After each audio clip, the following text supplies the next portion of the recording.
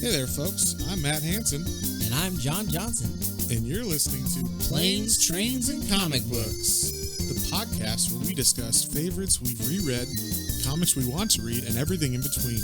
And here's the comic we picked this week. Hey there, everybody. Welcome back to another episode of Planes, Trains, and Comic Books. Today we're doing the fanciful, the children's-ish story, the fantasy-based book, Bone, which has a dirtier name than it should. Yeah, then it leads on to be. Or it sounds dirtier than yeah.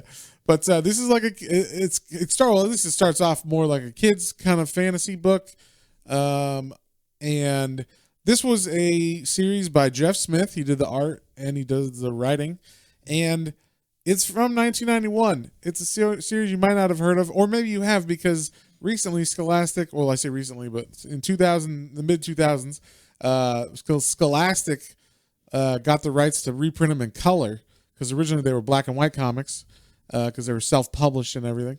And so now that made it pretty popular because they're on all the shelves in like fucking Walden Books and Not Borders. What is That's it. Books a Million. Those aren't around anymore. What are those other bookstores? Not price. Barnes and Noble. Barnes and Noble. There you go. And then like Amazon and all those places, they have the color versions too. So I'll just spoil how much I liked this. You might be able to guess my rating from this. I went and bought the complete edition of this after reading this first volume.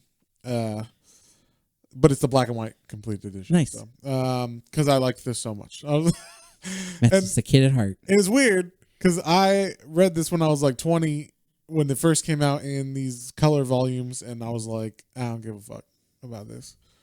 Like, I'm sure it's great, but I just don't care. Well, didn't you say something like, wasn't this one of the comic top two? They were like, this is a really good, like, comic for everyone. Yeah, I mean, this is kind of, I would sell it like that at the store, but I never really bought that or, like, cared to. Okay. So here's a dirty secret about selling stuff, John. Sometimes you lie to the customer about shit that you know is good. Oh, please. Like, it's stuff that you know is good, but stuff you didn't like. So I might hate this Batman story, but I know. But if it's in their hands and they're interested, that's my favorite one. No, that's not what I mean. What I mean is, but it's a critically acclaimed, everybody else likes it story. So chances are these people are going to like it. So you just go, yeah, man, that's a great story. Everybody likes it. It's great, blah, blah, blah. And that's kind of how I would sell Bone to people. But like, knowing that it's a fantastic story according to everybody else, I just didn't give a fuck about it when I read it the first time. And I only read the first volume. This is the volume we're doing now. The first volume is called Out from Boneville, which also makes it sound way dirtier than it should as a children's or a young adult fantasy comic book. But yeah, now Bone, you might be like, what does that mean? What is it? Well, that is the name of his family/race. I don't know. So there's a dude named Bone. His name's Phone Bone, his full name.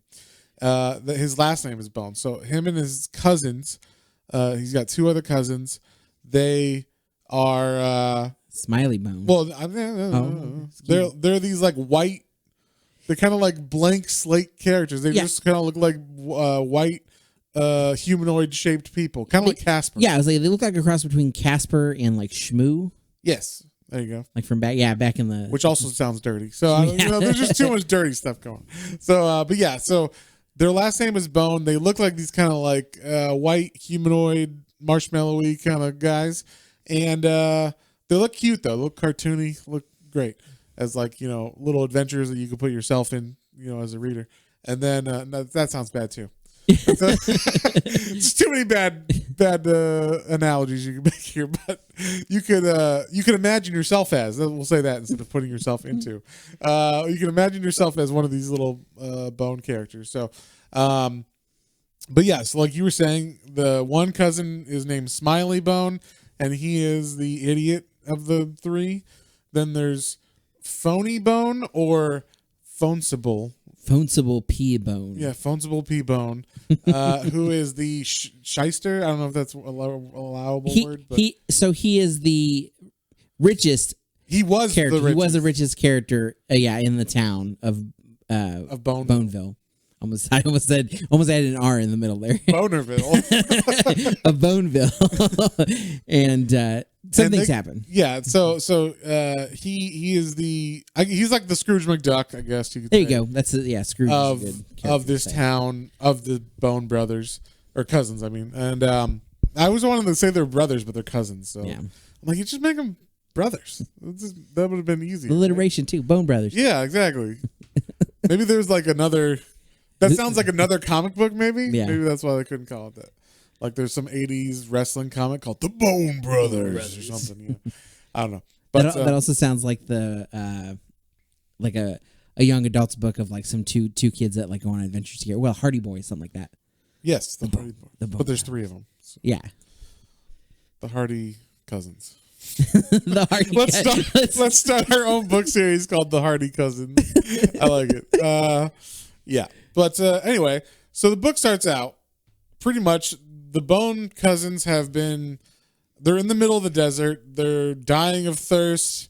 They've been walking in the desert for, I don't know, a month or some shit like that, a long time. Long time. Yeah. And they apparently, we find out through their like yapping back and forth, yelling at each other, that the good cousins, which is Phone Bone, the main character, and Smiley, have helped Phony Bone escape from being like tarred and feathered and murdered by the town. Basically, like they ran them out of town because apparently he did some shenanigans where they don't really get into what he did, but like from the other, he has like a bunch of schemes that he comes up with that he says later on that you kind of understand why they would run him out of town. I think eventually they do. Yeah, eventually, Phony says, but like originally you're like, I don't know what he did, but he did something to the townsfolk so bad that they ran him out of town and he lost all his money.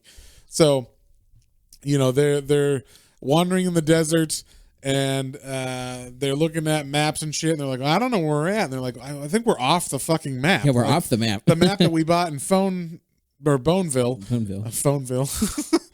The map that they bought in Boneville does not have this desert on it anymore. And so then they're like looking on the ground for like, some way to figure out, how to find out where they're at. How to get out of where they are. Yeah, how to get out of where they are. Then they find this map that has like some mountains and stuff, and it's like, oh, this way, and they're like, oh, I guess it looks all beaten up and shit. Like it's just a random. It looks like a child drew it. They kind of say too, like there's no real. Smiley finds it specifically. Yeah, Smiley finds it. So they kind of follow it, and it does lead them to mountains.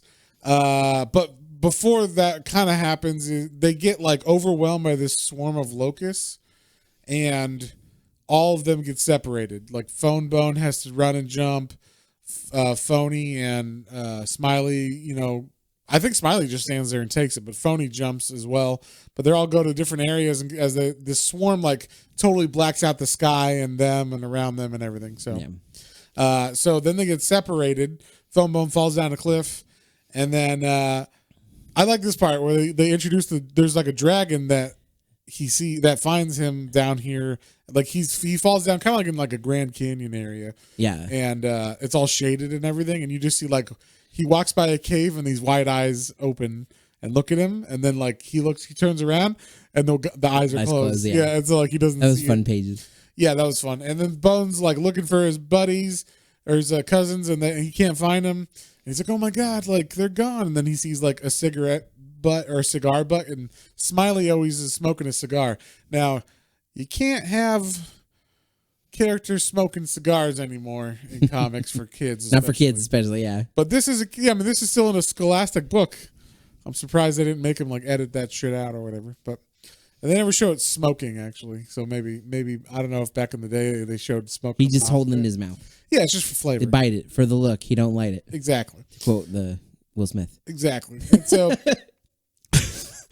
So Phone Bone is like, okay, I got to get out of here. He climbs the cliff, then finds that cigar. Then he's like, okay, I got to follow this map because he was the one that ended up with the map. And he's like, okay, just, climb these mountains. And he's going over them. And then, like, as he's sleeping, these two creatures come up and they're like, oh, is that him? Is that the one we're looking for with the star in his chest? And for reference, Bone doesn't have any clothes on, but Phone Phone Bone doesn't have any clothes on, but Phony Bone has a black shirt with a gold star on his chest. Yeah. That way you can always tell them apart. Besides the fact that Phone Bone has like evil eyes all the time. And then Smiley's a little taller than both and skinnier than both, and he's got like kind of like a patchwork vest and a bowler kind of hat on. Yeah. And he's smoking. So that's it. And so these creatures, they look all furry and like they don't look terrifying at first, but then you see they have like very sharp teeth and big mouths and stuff, and they're like, is this the one? Is this the one we're looking for? And they're like, no, he's supposed to have a star on his chest. And I'm like, oh well, we'll just eat him. We'll eat him anyway. And then like all of a sudden someone says, who's gonna be your supper? And they're like, go away, we're not talking to you. And then he like comes into their light, and it's the dragon from before, and it seems like this dragon's now like following Phone Bone, like protecting him from these creatures. We don't know who they are. And then Bone wakes up, and he's like, where am I? What happened? And he like hears people talking. He's like, Smiley, is that you? And he lights a match, and he sees the dragon, and then the match goes out, and then he relights it, and the dragon's gone again. Yeah. So he's like, what, was that like a dream, or like what the fuck happened? He's like, man, I gotta quit going to sleep on an empty stomach. So then he keeps walking through the mountain pass, and eventually he gets to this giant lush, like it's kind of like Land Before Time. That's exactly what I was thinking. It's like, oh, it's the Great River Valley. Yeah, there you go. Star leaf or whatever. I do want to say because before those creatures appeared, and they don't really say what they are. They just you just see them, and I thought they looked like Mothman creatures. Like if Matt wasn't as familiar with the. I was like, what the fuck are you talking? Because they have these big red eyes. They look like they have some kind of antennas on their head, and then I always thought those were horns, but they might be horns. I guess maybe they're horns, and then they're big and furry. I just thought they were like Mothman, either without the wings or the wings weren't open yet or something. We find out they're a little something different later. Yeah, but like that's just kind of the look and feel that I got from them. They're just cool looking though. Yeah, very creepy. Yeah, I like how they look. They can look cute because they have big eyes and stuff, but then they open their mouths and they have with all the teeth. They have like hamster feet with the like, little nails and claws and stuff. So yeah, Phone Bone eventually goes down this valley because he's like, oh cool, like there's water here. I'm so fucking thirsty, and he's going to get water, and then he runs into the first person that he meets in this valley is like this little tiny leaf bug, and he's like, and the leaf bug's like, hi, I'm Ted. I'm a bug. Like, and he's like, wait, you look more like a leaf. And then Ted's like, what'd you call me? Call me a leaf? Yeah, I'm not a leaf. I'm going to get my big brother here to beat you up. And he's like, haha, you're your big brother. Now, for reference, Bone is maybe like 3 feet tall, and Ted is like an inch tall. So he's like, your big brother, huh? I'm sure he's gigantic. And then he's like, oh, big brother. And then the big brother comes, and he's like this giant leaf bug, basically, like it's like 5 feet tall, and he's like, you pick it on Ted? He's like, no. Is this guy bothering you, Ted? Oh, it's just a misunderstanding, I'm sorry. So like, I really like this scene. It was really funny. Yeah, I like, it's a fun character kind of thing, like I don't know. And then so Ted's like, oh, I'll help you, like, I'll take you to someone who might know what's going on, since he's like, hey, have you seen my brothers? Have you seen anyone who looks like me? He's like, oh, well, was it Thorn might know something about that, and he's like, "Who's Thorn?" He's like, "Oh, she's just this girl I know. Why don't you come with me, and I'll show you where she is." So they're going to get Thorn, and then like these creatures, the creatures that attacked him in the night before, that was the dragon ran off. They're sleeping in some bush, and they're like, "Oh my god, look, it's that Thorn, it's that thing that we're supposed to find." Like, I love their dialogue. One of them wakes up, he's like, "Comrade, we are about to feast. Quick, get your fat carcass behind the bush and get ready." Like, and then one of them was like, "Ooh, we should make a quiche with them." And like, and it's like, quiche? What the fuck are you talking about? Just the way they talk, it's fun. Their little banter. Yeah, and then the other one's like, wait a minute, did you call me fat? Yeah. It's just good stuff all around, I think. But the rat creatures are funny, but they're also terrifying at times. And they coax Bone to go behind the bush with them. And then Ted leaves them. He's like, well, you're on your own, buddy, if you're not going to follow me. So Ted leaves.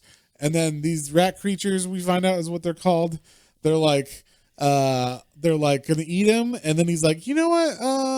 Do you mind if I come back and do something else? And they're like, oh yeah, I guess. And he like runs away, and they're like, God damn it, he outsmarted us again. Like, and so yeah, like he gets away from them, finds water finally.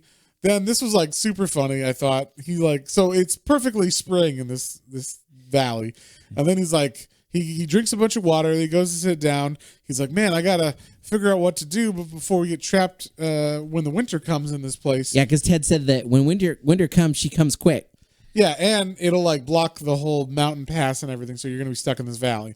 And he's like, man, I gotta get out of here. This forest is too weird. And then like he hears a rumble, and then all of a sudden like a blanket of snow literally falls. Yeah, literally a just like gigantic blanket like disc of snow. Yeah, and covers the whole floor of the valley or whatever. So then he's in the winter. That's like the first issue basically is that. And then I thought this was funny. Basically, the second issue is him having survived the winter so far in this valley. He's just kind of given up on finding Thorn or Ted. He hasn't seen Ted for the whole time he's been out.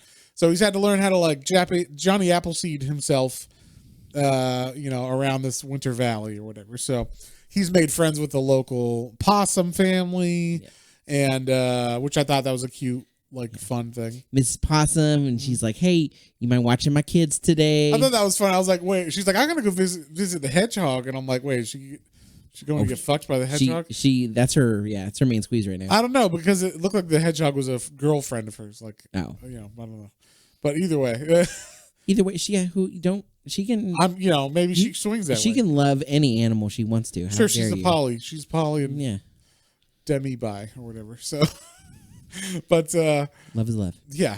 So yeah. Anyway, he makes friends with these possum family while he's over there. And while he's watching these possum kids, the rat creatures attack the kids, and he's got to protect the possums from the rat creatures. So then we kind of find out the rat creatures are kind of common here, and like people are aware of them, and they're a problem in the valley. And it's not. We see the same two every time, but like there's more. There's a lot more of these things, and they're like kind of like if you're comparing this to like Lord of the Rings, they're like the orcs of this area. Yeah, of the area or whatever. They're like the foot soldiers of the bad evil thing we're gonna find out about later. But yeah, but we always see the same two, and they always have fun banter between each other, which is fun, adds a lot of humor to this whole thing. So he eventually is able to escape them. I thought this was funny. As he's running from them, he's like, I'm gonna jump from this like rock onto this small tiny branch, this weak branch. He's like, those rat creatures would have to be pretty stupid to follow me on this frail little branch. And then they jump. The next panel is them like having jumped and grabbed onto this frail little branch. He's like, stupid rat creatures. So then they all fall and fall in the water, and Phone Bone has to get out of that situation. Then, of course, the dragon finds him again and saves Bone. And he's like, hey, how come you're like following me? Are you protecting me? And the dragon's like, you got a problem with that kind of thing? Like, what's the problem? And then he's like, why don't you just breathe fire on them? You're a dragon, you breathe fire. And he's like, yeah. He's like, and then he like blows fire onto Bone, which I thought was funny. Like, he just is like a surly dragon. Yeah, I liked his comment because he was like, would never play an ace like when you have a 2 will do. Yeah. Like just being a big scary dragon's good enough. I don't need to fire. Light them on fire or tear their bodies apart. I did like the dragon's design. Like he's like a kind of like a dinosaur. He looks like a Stegosaurus without the plates. He reminded me of like a cross between like the Reluctant Dragon from Disney. I don't know if you're familiar with that one.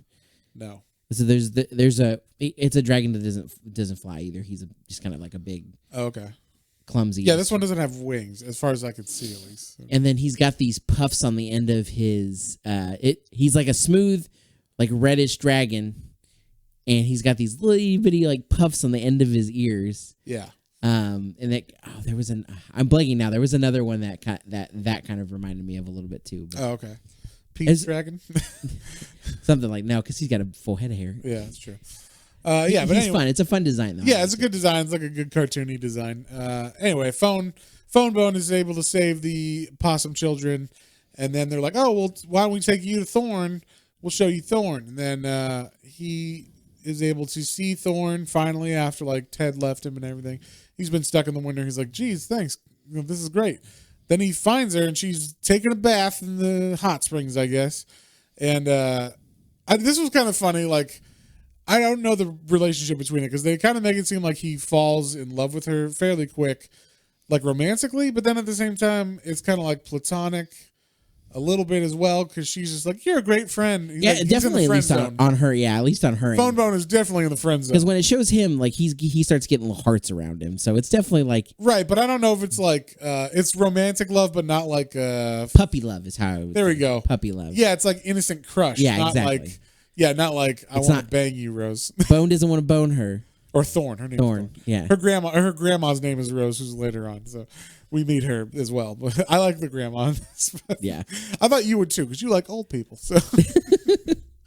But yeah, so he like sees her and she's about to take a bath, and he kind of like falls out of the wood. She's like, "Oh, don't worry, little animal. Like I won't hurt you." And then like finds out, oh, he can talk to her and everything. But after this, she like takes him to her house, and she's like, well, we have to ask grandma if you can like be here because like she doesn't want me to have any like pets or anything. And so I thought that was funny that she like grandma's like, nah, you can't have any pets or whatever. So but yeah, like they meet, they shake hands, and then there's like a weird, they touch hands, and when they touch hands it's like zing, like there's some kind of spark between them. Yeah, and the zing thing, that's kind of like that's said in a lot of other like. But I don't know if that means. I don't know if that means like romance or if it means like some higher purpose that's going to be revealed. Well, later on, like you said with the hearts, I think it's like because they go out of their way to show hearts as well. Yeah, so. I think it's and it's just on his side that they're showing the hearts. So I think it's just like we said, like that innocent like puppy love, kind of like love at first sight, kind of like, oh, she's just sweet. And he probably hasn't anything like that before, and he's just like, infatuated, overwhelmed with how just sweet and like nice she is to him. Yeah. Well, and so anyway, she takes him back to her grandma's house, I guess, and he falls asleep for I don't know how long, but when they do that, when he wakes up, it's not winter anymore. Yeah. So I was like, man, do you sleep for like days or months? But then I must have just like kind of like winter comes fast, it must leave fast too. Yeah. So and then we see like. Phony Bone is actually walking through the forest now, and we found him alive. But yeah, like we said, he walks outside. He's like, "Wait a second, there's no winter anymore." So like, yeah, he totally missed that. So yeah, and then he's like, "Okay, well, I gotta find my cousins and shit. Like we got to figure out what we can do to do that." And she's like, "Oh, I'll take you to the village. They're probably there." Yeah, Barrel Haven. Barrel Haven. There's gonna be like some kind of fair or festival there. I thought it was funny though. Her grandma's supposed to like race cows. Races cows. And so like she runs against cows, and there ain't no cow in the land that can beat her or whatever. But and the one thing I thought was interesting too is like they were talking, and she's like, "How have you been able to survive out here?" And he's like, "Well, I almost got eaten by these rat creatures, but this dragon saved me." And Thorn's like, "Oh yeah, I know about the rat creatures. Like they're crazy around here." There's no such thing as dragons, though. Yeah, and also don't mention that part to grandma. Yeah. Or she won't let you stay here because she'll be like, you're crazy. So, like, it's weird. Like, everybody else doesn't believe in dragons, but Phone Bone's seen him. So, yeah, he knows he's real. And then we also see that, like, in the woods, Phony Bone, the bad brother. One with the star on his chest. Yeah, that's the one the rat creatures are looking for. And he also runs into the dragon and sees him. And then he's just looking for his brothers.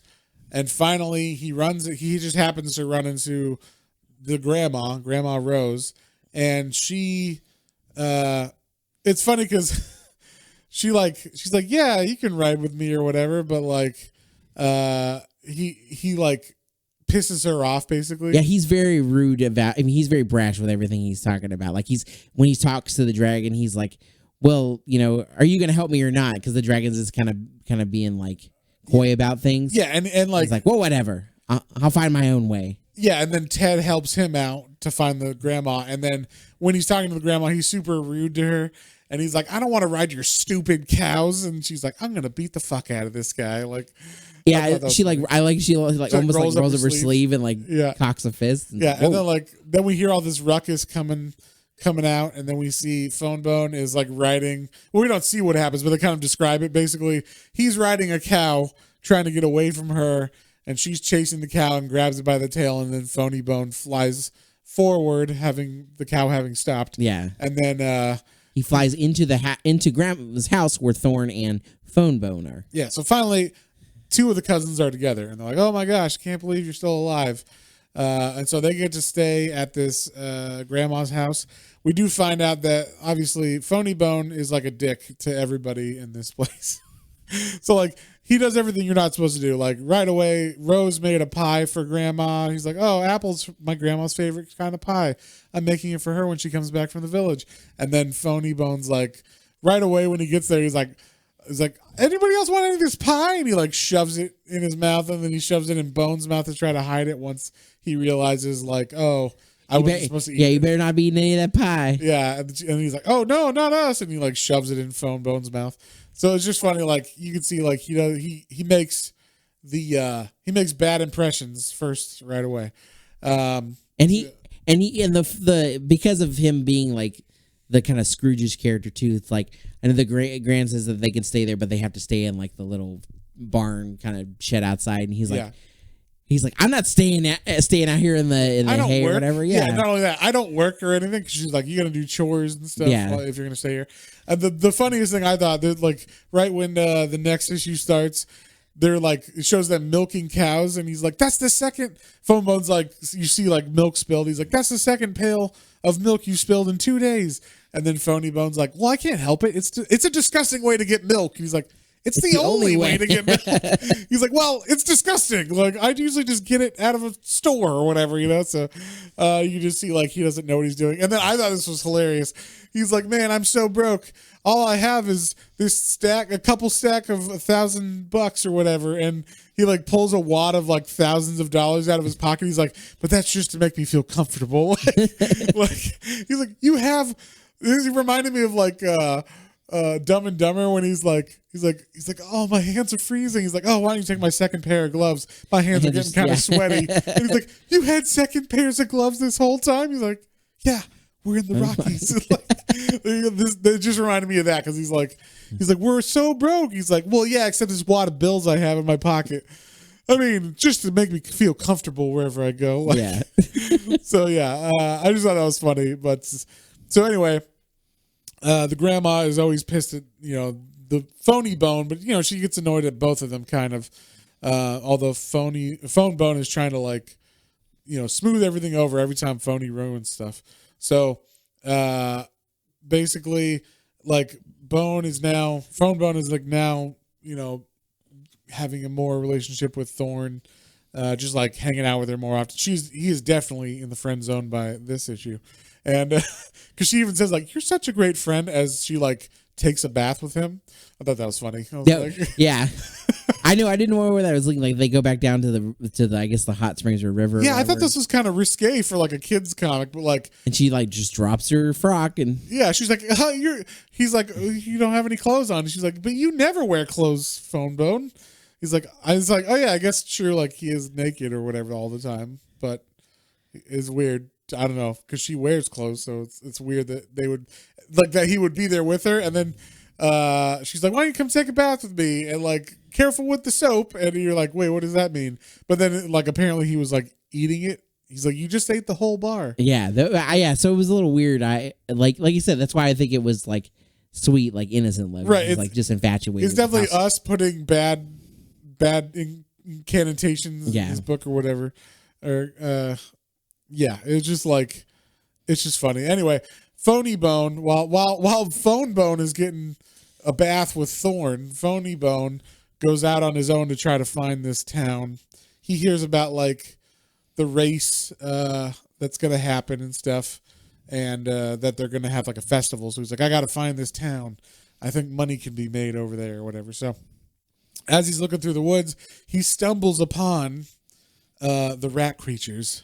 Like their den, and then we see that like he actually hears the king guy talk to them, like the king rat, and it's like this giant rat creature, and that's where you see like that the two that we have been following, the two that were trying to get Phone Bone before, they're like they kind of remind me of in Venture Brothers when the like the two character, what are the yellow shirt guys or whatever? Oh yeah, I don't remember their names, but like 17 and 19 or whatever, they're just numbers. Numbers, yeah.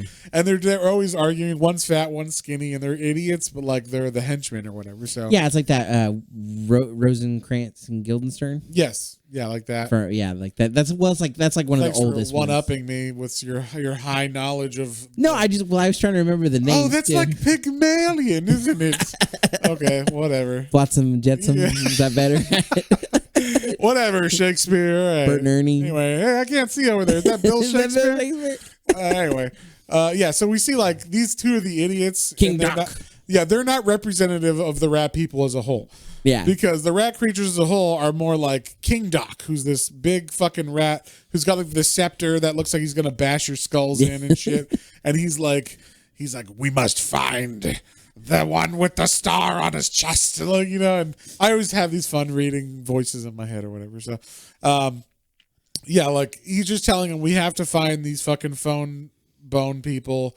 You should have got the one that didn't have the star on his chest, you idiots.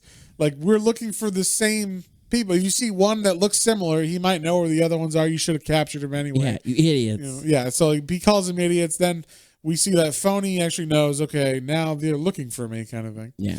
And then as we find out there's like a plan that King Doc had for this night. And what that is, they're going to attack like the whole valley. Well, it's not King Doc's plan. Well, yeah. King Doc's like, come with me to those two, and they gather. He's like, there's a gathering tonight. And like, there's like thousands of these rat creatures that like gather in like the deep depths of the valley. Yeah, and they all have like torches, so it's a great shot of like the valley, and you just see all these torchlights marching in like a row from all directions. You see how many rat creatures there are, and then we see there's like an Emperor Palpatine dude. Yeah, some kind of hooded robe figure sitting on like some kind of like weird kind of like pointy throne. Yeah, and he's like, he's got a big sight. You should have gotten it. And they're like, well, he had a red dragon with him. He's like, red dragon. These are grave tidings indeed. And like, like basically this is the Emperor Palpatine of, this story. He's the guy behind everything. And he's like, we must attack and we must get these, we must get the old cow woman and the bone creatures. If he they're will living take there. 2 battalions. One will attack from this, and go get the grandmothers. And the second one will go and find the one with the star. Yeah. So like, they send an attack, and this is like a big thousands of these fucking rat creatures skittering through the forest.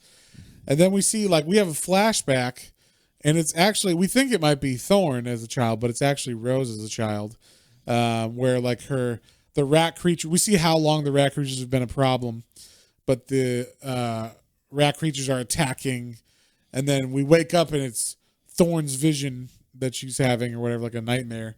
But she's having a vision of like these rats attacking from way back in the past. And so, basically they've surrounded the house now, and Grandma doesn't seem worried at all. Nope. She's like, I lit the lights so they wouldn't think we were asleep and they won't attack with the lights on. And don't worry, I'll get them. Like, you guys just run when I tell you. And so she like bursts through the door with her hands, and we see this grandma's got super strength for a grandma. She got like Popeye arms is the way I kind of looked at it. Yeah. She like bursts through a wood door and grabs the two in the front.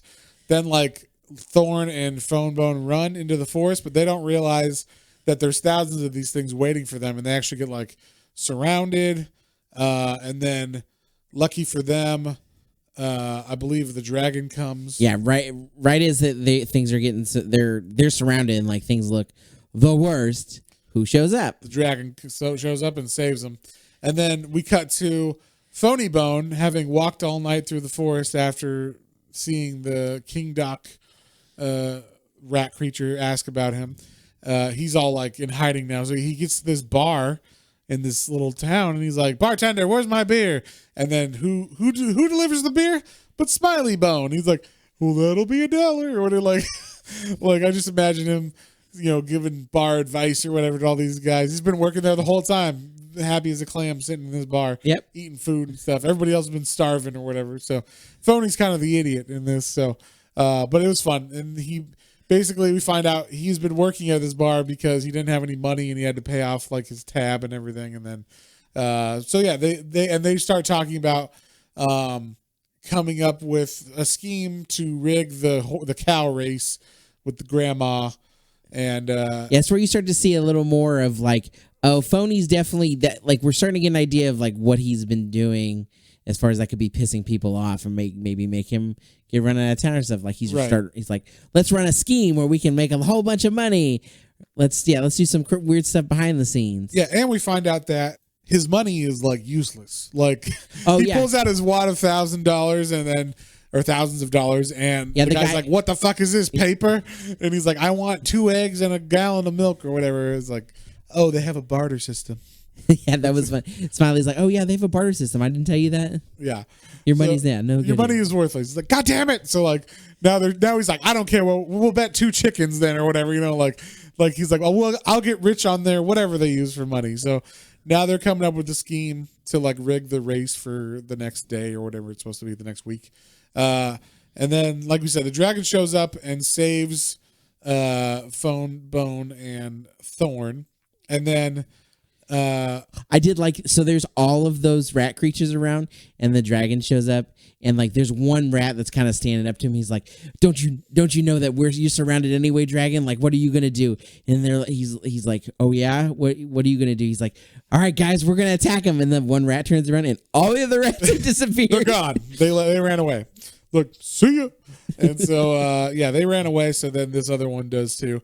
So the red dragon saves them, takes them back to the cabin. The cabin's on fire. They're like, "Oh my gosh!" And then when they get there, the grandma just comes out and like kicks the door down and is like, "I'm fine." And she's got like a bandage on her head, and she's like, "Don't worry, I was okay." And then she's like, "Hello, dragon," and it's like, "Wait, how'd you know this dragon?" And then the dragon says, "Hello, Rose. It's been a while." And they just stare at each other and they're like, "Yep." And then like they go away. And so well, the grandma says that one thing too. She says, "Oh, I fought the rats back in the what did she say, like the war, back in the Great Rat War or something?" Yeah, something like that. So she knows how to kill them or take them on or whatever. So and then they pack up and head to town for the cow races. Like nothing happened. Yeah, like nothing happened. It's normal that rats come. And then this is, of course, where we get the uniting of the Bone Brothers. But before that happens, we see Phony is now having to wash cups for this bar because he drank too much beer with the first night he was there or whatever and has to pay it back. Got to pay it back. And so then we see, this is like the creepiest thing in this book. It was a fun ending. Very ominous. As he's washing the dishes, there's like a window, and he's not really paying attention, but through the window we see like this Grim Reaper looking dude, but it's that Emperor Palpatine guy, and he's like, "Fonsible P-Bone, at last I have found you." And like he's like, "Wait, how do you know who I am?" And he's like, "You should be grateful indeed that your friends interfered on your behalf last night, for I am forced to use much more subtle methods of contacting you." And then we find out basically that this guy is like after his soul. Like somehow, we don't know how. And this, I'm kind of assuming this is how he survived the whole winter by himself or whatever. Yeah. But because he just appears in the springtime walking through the forest. So like the whole winter, where the fuck was he? I'm thinking he did something. He made some kind of deal. He made some kind of deal or something with this guy. We don't really know. So, but the guy goes away right after he says, "Your soul." And then Phony Bone or the Smiley Bone, like, who are you talking to back here? Yeah. It like scares the guy away.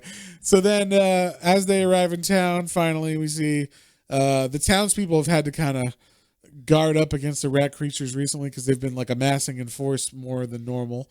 But they get to town, and we see that like the bartender and Rose, the grandma, know each other from back in the day, and they like. He's got the hots for her, the sweets for her. So I know he pulls a flower out of his pocket. Like, I found this morning, and he like pulls a shitty flower out of his pocket, and she's like, "Well, thank you." Oh, thank you. They're gonna have sex. Wow. The old people are gonna have sex. Wow. In this children's book. It's a kid's book.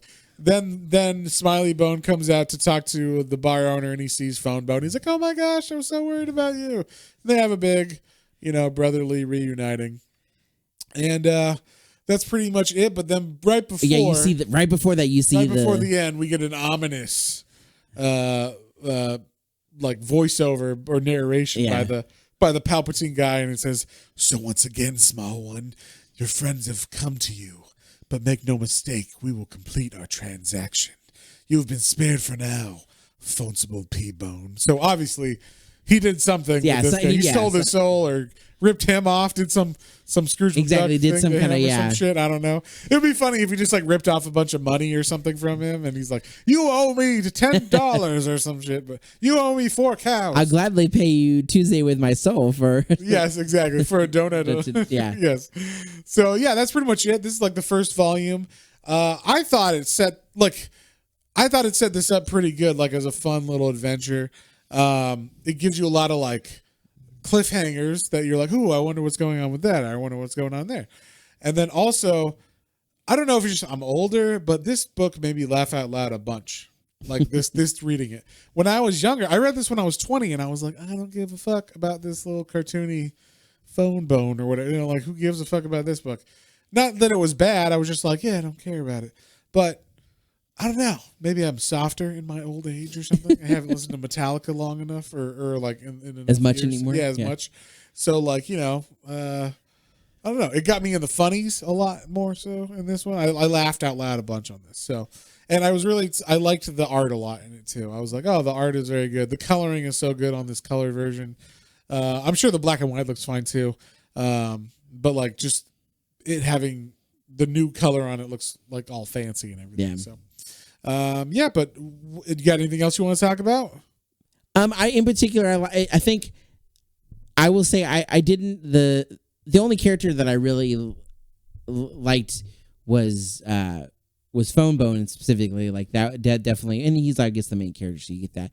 Phony Bone was okay. Like I didn't really. Yeah, I get he's. Well, I just like that he's like every time he comes up with an idea, he's like, what if we put a nuclear power plant and a salad bar together so we can have the salad doesn't go bad, like it gets radiated and it stays good forever. It's like he comes up with these crazy ideas. It's like kind of like Mr. Burns or some shit where he's like going to come up with some weird idea to combine like horrible pollution with Earth Day or something, and then end up killing everybody or killing all the plants for the crops that year or some shit, you know. But specifically, I really enjoy my favorite characters in this were the side characters, like Ted and his big brother. Yeah. That part did make me laugh out loud. That was very funny. Yeah. The two main rat creatures that go back and forth, like you said, like we're rats. We're just gonna either eat them raw or make a stew or something. The one's like, but we can make a nice quiche. Yeah.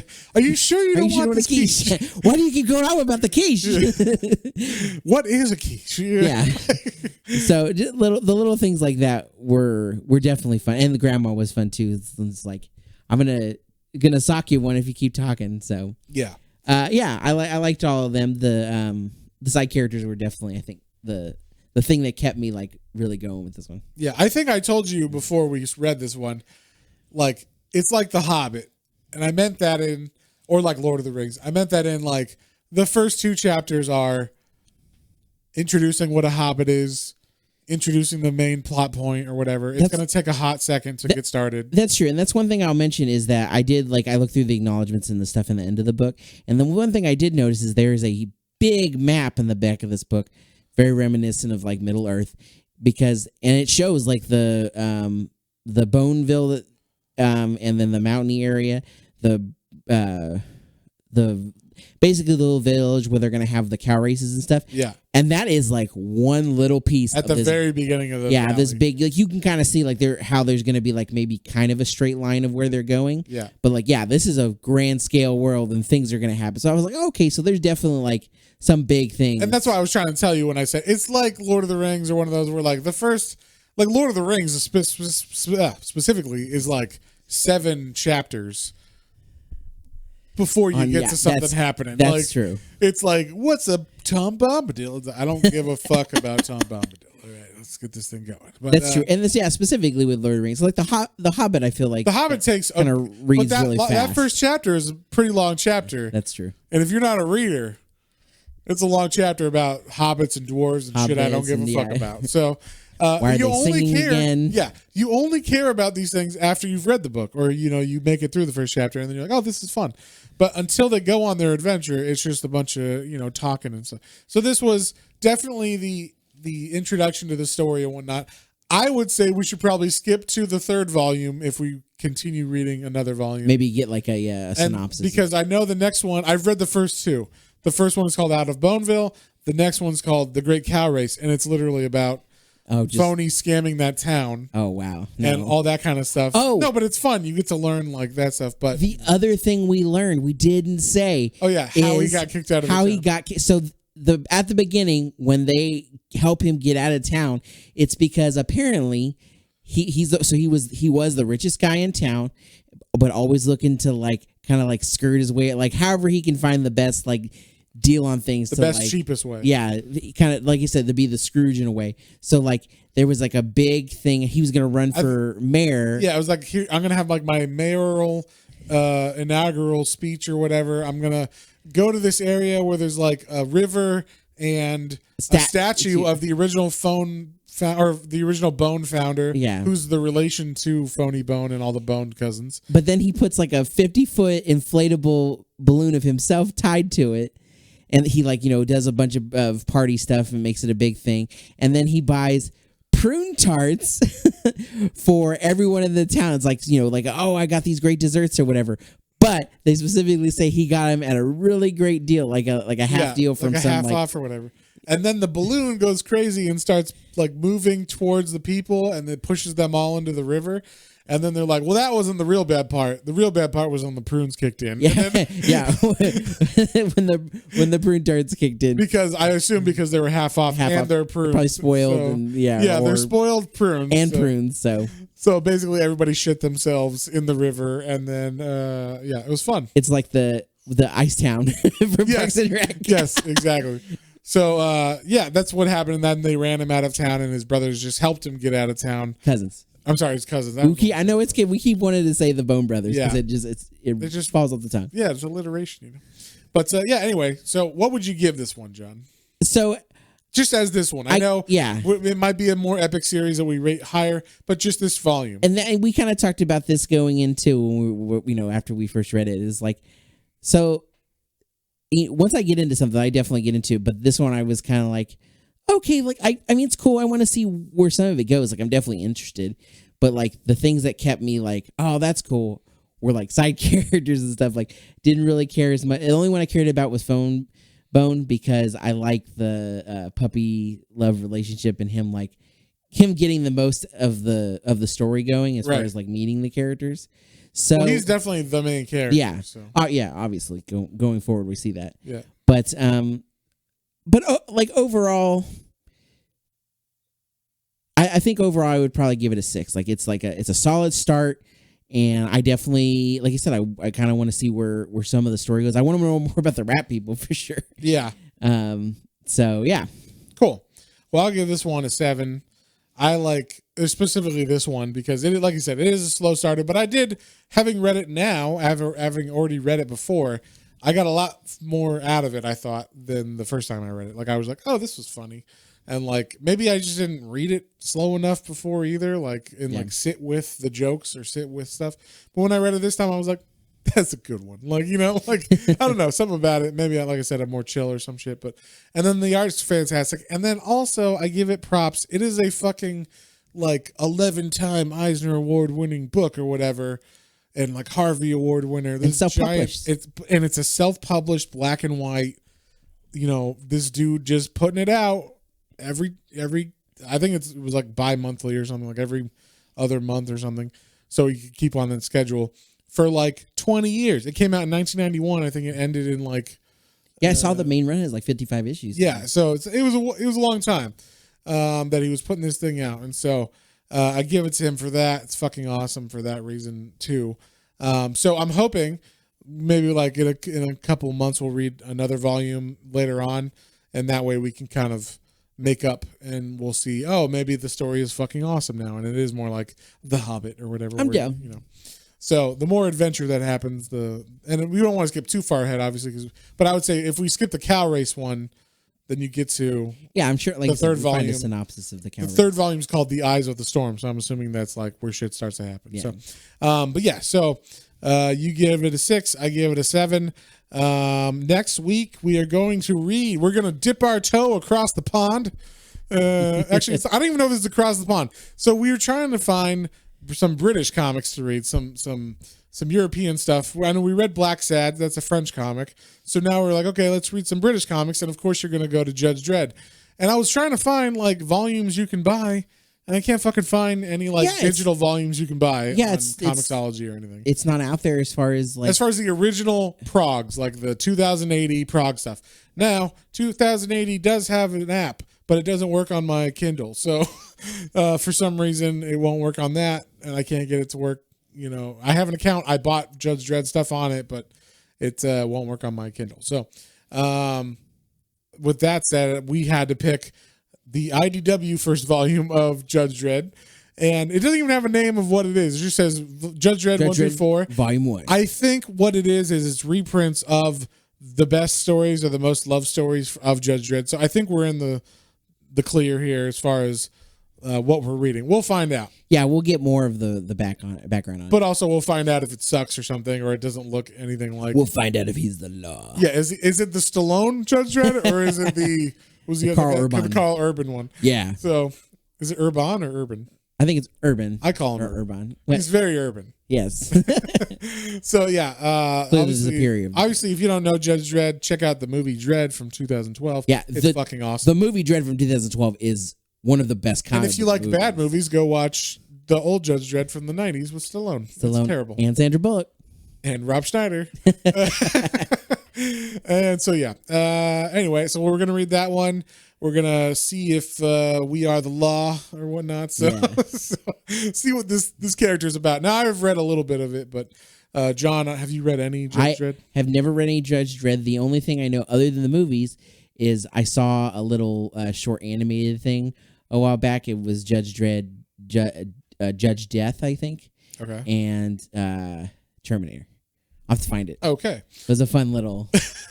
I don't think I've seen that one. So, yeah, anyway, hopefully that one's good. Anyway, if you guys want to read along, check it out on Comixology, or you probably find it. It's volume 1 of the IDW one if you want to buy it and trade. But yeah, if read along and hear what we thought about it, or just let us spoil it the fuck out of it for you. So, yeah, on that note, if you guys have any comments, questions, or suggestions, you can email us at Planes, Trains, and Comic Books, all one word, at gmail.com. And don't forget about our Twitter, Instagram, and YouTube channel for exclusive content. We got a lot of fun stuff coming down the pipeline still. And don't forget to rate us on iTunes, 5 stars. If you like it, 5 stars. If Please do that. Cool people. If you would, and you like watching YouTube stuff, we do put every podcast on YouTube. I put every Matt's Minis on YouTube, and I do like a weekly or a bi-weekly vlog. Every 2 weeks I'll do a vlog. What I've been reading, stuff that's besides the podcast. So I read a shit ton of stuff and just like keep up to date with that. And I like to hear what you guys are reading. So if you like that, subscribe to it and comment. We'll get a dialogue going, and and eventually when we reach enough followers or subscribers or something, we like to do like gift cards on Comixology. So we're coming up on our 3,000 likes on we're gonna have 3,000 likes on Facebook and 2,000 followers on Instagram. So and we're almost we're at 60 almost, or we're at 60 on YouTube for subscribers. So if we get to 100, we'll probably do a giveaway on that one. Yeah, definitely. So just follow us, and hopefully you'll win some fucking free cash from Comixology. Yeah, get some comics that you like, you've liked that we've read, or get some new ones that you want to try. Yeah. So anyway, we'll see you on the next one. Bye. Well, folks, hope you enjoyed that episode. If you did, and you'd like to follow us on social media, our Facebook is Planes, Trains, and Comic Books, and our Instagram is @Planes, Trains, and Comic Books, all one word. And be sure to like, share, and subscribe for more recommendations to add to your weekly pull list. Thanks for listening, and we'll see you next time.